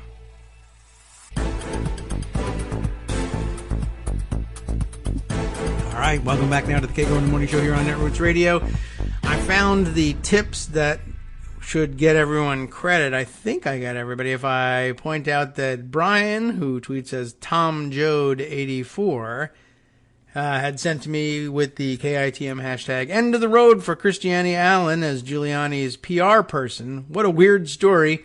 I guess we'll see what the next grift is. And he does point to this Daily Beast story. Also, note appended to Brian's note from Chip Faust, who says, are you sure she didn't get fed up with Rudy shaving whiskers all over her lunch? Ew, that's a possibility too. Because that was the last time I think we mentioned him, was that he was shaving at the restaurant table. Blah. So, okay, I think that got all the Christiane Allen tips in there, but if I'm still missing one, I apologize. Let me continue with the story because I can't get enough of that wacko story. Let's see. This I guess will indicate Rudy Giuliani's continuing need for PR help, whether he was going to get the help he needed from Christiane Allen or this other guy, Todd, from Hooters. I don't know.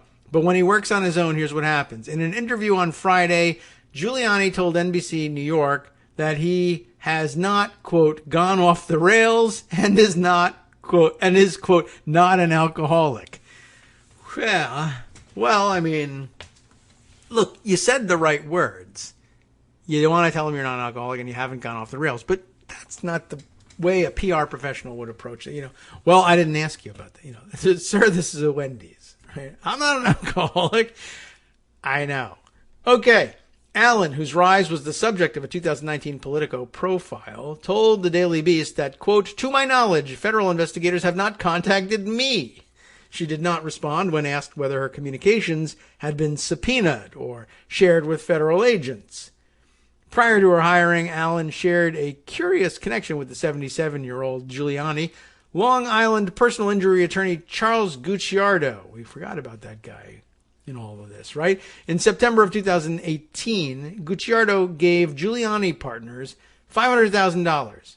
Structured as a loan to a sham company set up by Giuliani's former collaborator in Ukraine disinformation, Lev Parnas. We forgot about that too, right? Lev Parnas and Igor Fruman attempted to turn into good guys or make people think that they had turned into good guys. And we forget, just how weird and dirty their whole involvement looked in all of this. So, right. In September 2018, Gucciardo gave Giuliani partners $500,000, structured as a loan to a sham company set up by Lev Parnas. Allen, a Virginia native, interned for Gucciardo in 2016. Again, they mention a Virginia native, meaning she lives in Virginia. She interns for a Long Island personal injury attorney in 2016. How? Why? Is she in college in New York? No, she's at college online at Liberty University in Virginia. How does she land an internship with a personal injury attorney in Long Island? I don't actually know. But the answer is on the internet somewhere, I'm sure.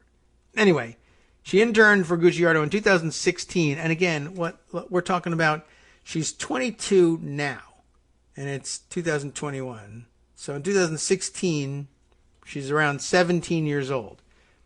Up and leaves from home to intern for a personal injury attorney in Long Island. Well, anyway, she interned for him in 2016, spoke with him at an October 2016 Moms for Trump event. She's not a mom, he's not a mom, whatever, at the ex-president's D.C. hotel, and has maintained a friendship with him since. Gucciardo, who has not been accused of wrongdoing by the Daily Beast, told the Daily Beast he and Allen were introduced to Giuliani independently. What does that have to do with anything? I don't know. The purported loan now appears in a federal criminal indictment against Parnas, who in 2018 and 2019 collaborated with Giuliani to try and dig up dirt on the Bidens in Ukraine. Giuliani has claimed his Ukraine work on Trump's behalf was done free of charge, which is why he has no money for staff now. After Parnas' arrest in October of 2019, Giuliani formed a company called Giuliani Media LLC, since changed to Giuliani Communications LLC, and in December of that year traveled to Ukraine on a fact-finding mission. That's interesting too, by the way. Giuliani Communications LLC, for which he had to hire a PR guru. He's not the PR guru. He had to hire one. All right. So why is it Giuliani Communications? It's really not. It's Christiane Allen Communications. But okay. Where were we? In December of 2019, he traveled to Ukraine on a fact-finding mission. He was accompanied on the trip by Allen and a camera crew from the right-wing outlet One America News Network, which filmed his interviews with a number of officials while producing a propaganda documentary. Allen's friend, OANN correspondent Chanel Rion, or however she pronounces it, the one who was in the White House press room all the time, usually without a mask, also joined on the trip. So, two young girls, whatever, blah, blah, blah, on their way to Ukraine with Rudy Giuliani. One official Giuliani met with was Ukrainian lawmaker Andrei Derkash, who the U.S. government has dubbed an active Russian agent for over a decade. Upon Giuliani's return, federal agents reportedly warned the White House he was the target of a foreign influence operation to spread Russian disinformation about Biden and his son Hunter. The following month, at the height of Trump's impeachment trial in the Senate, Giuliani's Common Sense podcast, which Allen helped produce and promote, released an interview with former Ukrainian Prosecutor General Viktor Shokin, who had promoted disinformation about the Bidens. This March, a declassified U.S. intelligence assessment of 2020 election interference singled out an OANN Ukraine documentary as a disinformation effort produced by Russian agents. Well. Allen's replacement, Todd Shapiro, has a far more sprawling and diverse client list, if it's real. He has represented Lindsay Lohan's family, but maybe not her, I don't know. And his website lists the New York Islanders, Cafe Kiev, Kiev, anything weird about that? And the aforementioned regional Hooters franchises. Shapiro claims to have represented some Trump properties in the late 1990s, although he probably wasn't born yet. The Daily Beast reached out to Shapiro for this article. In an interview after publication, he said he had been providing PR services to Giuliani for several months, adding it was, quote, a great honor to represent the man known as America's mayor. As we come on the 20th anniversary of 9/11, I will note that America and the world has respected and always had praise for the integrity, the hard work, and the dedication as a public servant that Mayor Giuliani has given to our nation, Shapiro said. Oh, he's good, yeah. So, lots of BS from him. Asked what she'd taken away from her experiences in the trenches with Giuliani, Allen, a devout Christian, maybe, told the Daily Beast she was simply grateful for the opportunity. Truth be told, I just feel incredibly blessed to have had the opportunity, to work with Mayor Giuliani over the past 2 years. I am grateful for the life lessons, skills, and people I have had the privilege to meet. Allen said, God is good and faithful. So that's nice to know. And 2 years of experience as, basically a teenager with Rudy Giuliani ought to set her up just great. And something tech startup, and it's going to be awesome. And she'll continue to fail upward for the rest of her life. And that's a pretty good deal, to be honest. So she's done well for herself. We'll see if she goes back to Liberty University and graduates and or gets COVID anytime in the near future. All right. Just thought I would bring that to your attention. As I mentioned, yes, Liberty University, as reported by the one of the local ABC affiliates, WJLA, reporting that Liberty University has more COVID-19 cases than 4 larger Virginia campuses combined, says Cynthia Beasley of WJLA. Liberty University reporting nearly 3.5 times the amount of active student COVID-19 cases on campus than 4 other Virginia universities combined. On Wednesday, Liberty University reported 488 active COVID-19 cases on campus. According to their COVID-19 dashboard, 430 of those cases are students. It's a big increase from last week when LU reported 159 total active cases. And some charts included here. In just 10 days, LU's dashboard says the university has had 535 students and employees test positive. Here's how Liberty compares to other Virginia colleges on COVID-19 cases. Liberty University, of course, with its 430 active student cases as of September 1st. Virginia Tech, 35 students tested positive from August 24th to August 30th. Virginia Commonwealth University, 29 active student cases as of August 31st. University of Virginia with 47 active student cases as of August 31st. And James Madison University with 12 student cases as of August 29th. Once again, 430 at Liberty University.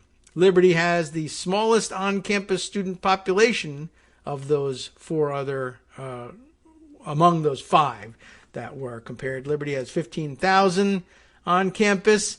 Let's see. Virginia Tech with 37,000. VCU with 29,417. UVA with 27,115. And James Madison with 21,496. So again, Virginia Tech, the largest, 37,000, 35 students. So about 1 per 1,000. Liberty University, 15,000 students, 430 of them actively with COVID now. I don't know what the ratio works out to there, but, we can take out the calculator and do the percentage anyway. 430 out of the 15,000 on campus is almost 3%, 2.8%, 2.86% of the entire student population on campus. Active cases. So, they're not doing that well. But as you know, they don't care about masks and they aren't requiring any vaccinations. On Thursday, Liberty University switched all residential classes online and suspended large indoor gatherings because I guess they believe in COVID now all of a sudden. Days later, I guess that was last Thursday then, their spokesperson, Scott Lamb, which is a familiar name. Do we know him from somewhere? Anyway, confirmed that the annex dorm that Liberty University has been using as a quarantine for students was at full capacity. Full capacity being 204 students. So, hey, good luck to the folks there. But you're at liberty to, all catch COVID. So at least you've got that going for you, which is nice. Okay. It's not as early or as late as I thought, but The West Coast Cookbook and Speakeasy preview has already come up. So thanks. Kudos to you for getting it done so early and dispatched so early, Justice. I hope I remember to read it. That's the best I can promise you right now. All right, back into pocket. See what else we got. There's that Brazilian viper story again. Can't believe that's happening. All right, let's see. Why not take a look at this crazy story, which I think was, in fact, also referred to me on the KITM hashtag. And if I can just scroll back and find the credit for it, I think this one may have been Kate Sherrill. Yep, there it is. Wild scoop. She sends me the tweet of John Hudson. Who's John Hudson? Let's check in with John. John covers diplomacy and national security for the Washington Post. Wild scoop. A GOP lawmaker has been trying to travel to Taliban-controlled Afghanistan. Not the Kabul airport where we had this little enclave, but Taliban-controlled Afghanistan in a rogue evacuation mission, despite efforts by the Pentagon and State Department to discourage him. Officials are unsure of his current whereabouts. And let's say no one cares. But I have something from The Hill on that because I guess they followed up on it, and we can look at the Washington Post piece first because that's the first one that arrived on the desk. And let's dive in, shall we? Oklahoma is responsible for this guy. Oklahoma congressman threatened embassy staff as he tried to enter Afghanistan, U.S. officials say. And that doesn't sound so good. That's the follow-up that The Hill was reporting on as well here. So we'll just stick with the Post story.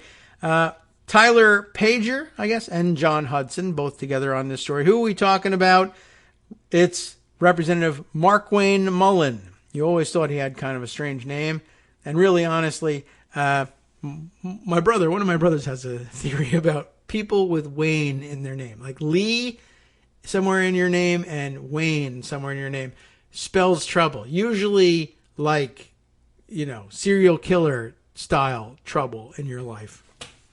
Obviously not everyone, but there's a really strange and disconcerting number of people whose name includes the name Lee or Wayne who, for whatever reason, have ended up in the judicial system, shall we say.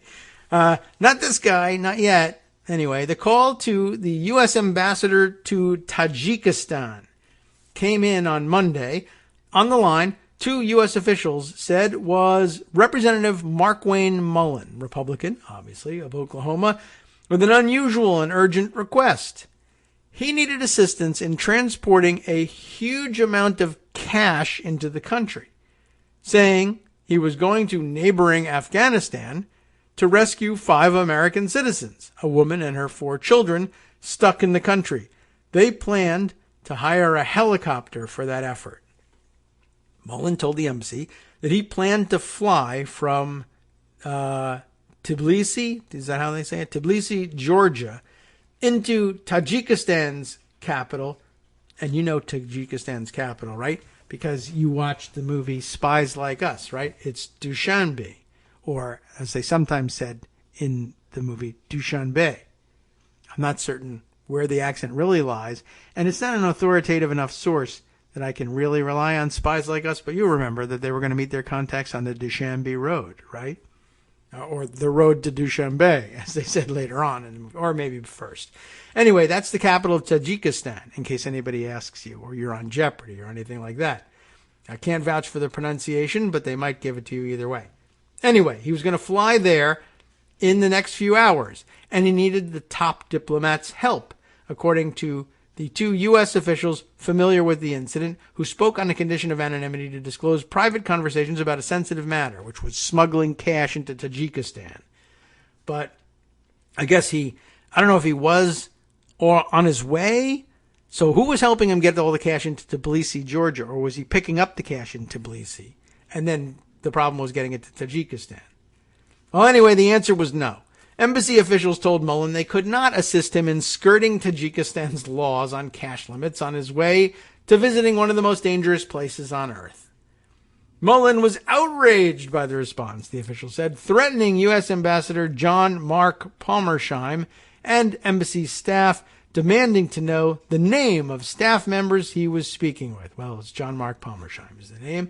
The episode marked Mullen's second attempt to travel to Afghanistan in as many weeks for an unauthorized evacuation effort, despite the perilous security environment. So, by the way, in case you were wondering, can all of Trump's critics, like, say, Mark Wayne Mullen, get an evacuation done with as much efficiency and speed as Biden and the actual American government? The answer is no. This guy couldn't even rescue the 5 people. He couldn't even get the money to hire the helicopter from the country one over into that country one over next door to hire the helicopter. So that's how his logistics are going. So big critic, I'm sure. I'll show you how it's done. No, you won't. Mullen's staff confirmed to the State Department that the congressman had plans to fly to Kabul, but a staff member said they had difficulty getting in touch with Mullen, the boss, a U.S. official said. Mullen's behavior has alarmed top U.S. officials, who say he has gone to extraordinary lengths to defy U.S. warnings. The attempt follows an unauthorized trip to Afghanistan by Representatives Seth Moulton and Peter, Major. Anyway, they actually at least officially made it to Afghanistan. They succeeded in doing that. Unauthorized though it may have been, they did it. Anyway, during that trip, Pentagon and State Department officials criticized that trip as a public relations stunt that sapped government resources during a national security crisis. Yeah, that's not so good. To say this is extremely dangerous is a massive understatement, said a State Department official who spoke on the condition of anonymity to discuss sensitive situation. Mullen's office did not respond to multiple requests for comment before the story was published online. After publication, Meredith Blandford, a spokeswoman for Mullen, issued a statement saying that Mullen, quote, has been and is currently completely safe. Uh-oh, that sounds dangerous. And that he and his office, quote, will continue to do anything in our power to bring home all Americans in the war zone, or at least 5 of them, that President Biden abandoned. A statement said the office had no further comment. That's going to be a big helicopter if you're going to get them all. On Wednesday morning, Mullen posted a photo of himself on Instagram saying he was, quote, heading home, without specifying where he was. Have we been helping get Americans out of Afghanistan? Yes, he wrote. And he punctuates it by this way. Have we been helping get Americans out of Afghanistan, comma, yes. There's no question mark in this. Is the mission continuing, comma, yes, period. Am I missing, comma, no, period. Did I go dark? Ooh, did I go dark? Did I go dark for a little? Yes, because it wasn't safe to be communicating. Am I extremely disappointed in how we, parentheses, United States, left Americans behind, ellipsis? That would be an understatement. Did I accomplish anything in my attempt to show them how it's done? No, I didn't, but I didn't write that part. We waited for David to tell you that one. He concluded, ready? Hashtag ordinary people doing extraordinary things. That's the hashtag. The extraordinary thing, of course, is not getting cash into Tajikistan or hiring a helicopter, but heading home instead. That is extraordinary. The remaining U.S. troops in Afghanistan left Monday, bringing an end to America's longest war. The U.S. military helped evacuate more than 120,000 people. Mark Wayne Mullen helped evacuate 0, including American citizens, allies, and at-risk Afghans. Secretary of State Antony Blinken, does he say Antony or does he go with it? All right, well, it's spelled Anthony. But anyway, Blinken said Monday that fewer than 200 American citizens remained in Afghanistan. The State Department suspended embassy operations and relocated its mission to Qatar, where diplomats are trying to find ways for the remaining Americans and at-risk Afghans to leave the country. The State Department reissued a Level 4 travel advisory Monday for Afghanistan, urging Americans not to travel there due to civil unrest, armed conflict, crime, terrorism, kidnapping, and COVID-19. And what was the name of that snake? Yarara Koshu or something, but that's in Brazil. Anyway, I just thought I'd throw that in there. But the whole place is swimming in ivermectin. I wouldn't go if I were you. The State Department declined to comment on Mullen's travel or interactions with the embassy. The White House declined to comment on Mullen, but referred to Press Secretary Jen Psaki's comments from last week urging Americans not to travel to Afghanistan. Mullen, 44. Oh, squeaky chair. Mullen, 44, grew up in Stillwell, Oklahoma. Stillwell, Angel, don't go to Afghanistan. That's what they should have tried. Well, he was a standout wrestler and earned a scholarship to Missouri Valley College as a result. Is Missouri Valley College in Oklahoma for some reason, or is it in Missouri? Or I don't know. Just curious. I mean, why didn't they keep him in Oklahoma if they didn't? Maybe, who knows? Miami University is in Ohio, so maybe Missouri Valley College could be in Oklahoma. I don't know how the rivers work there. We'll go look it up on a map. Anyway, he was a standout wrestler. And by the way, there have been zero problems with Republican standout wrestlers in Congress. Just want to put that on the record. So stop thinking about that. Anyway, injuries derailed his athletic career. That's unfortunate. And at age 20, he took over his father's plumbing business, which I guess was a good one. So good.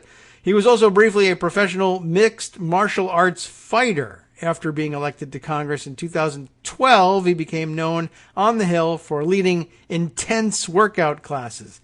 So I don't know. I mean, it sounds like he could have kept wrestling. He fought people, right, in mixed martial arts.